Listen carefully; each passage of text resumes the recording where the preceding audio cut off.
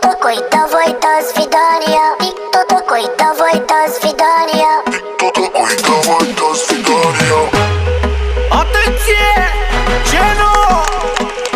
Nebunul! Ia-o pasta, ia spân, da svidania. Ori faci ca mine, ori îți pumpa.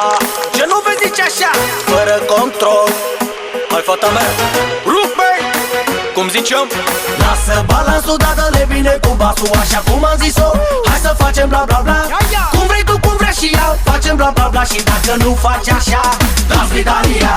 Lasă balansul, da, dă-le bine cu basul. Așa cum am zis-o, hai să facem bla bla bla. Cum vrei tu, cum vrei și ea, facem bla bla bla. Și dacă nu faci așa, da svidania. Uite banii, oamenii vino să îi iei. Uite banii, banii, banii, mami vrei. Uite banii, banii, dar ce faci pentru ei? Uite banii, uite banii, banii vrei. Uite banii, mami vino să iei. Uite banii, uite banii, banii mei. Uite banii, banii, mami, dar ce faci pentru ei? Кто такой, давай до свидания. Кто такой, давай до свидания. Кто такой, давай до свидания. Кто такой, давай до свидания. И кто такой, давай до свидания. Nu face pe nebuna că te rup de receva. De ce faci pe timid dacă de fapt ești altceva? Ți-am spus că eu nu vreau decât să facem bla bla bla.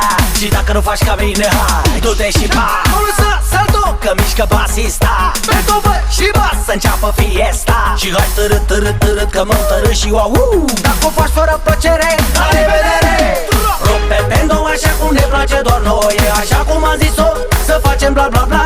Vrei și tot ce vreau și eu, hai să o dăm cumva. Dacă nu vrei nici așa, da svidania. Rupe bendo așa cum ne place doar nouă. Așa cum am zis-o, să facem bla bla bla. Vrei și tu ce vreau și eu, hai să o dăm cumva. Dacă nu vrei nici așa, da svidania. Uite banii, oamenii vino să îi iei. Uite banii, banii, banii, mami vrei. Uite banii, banii, dar ce faci pentru ei? Uite banii, uite banii, banii vrei. Uite banii, mami vino să iei. Uite banii, uite banii, banii mei. Uite banii, banii, mami, dar ce faci pentru ei? Кто такой, давай до свидания. Кто такой, давай до свидания.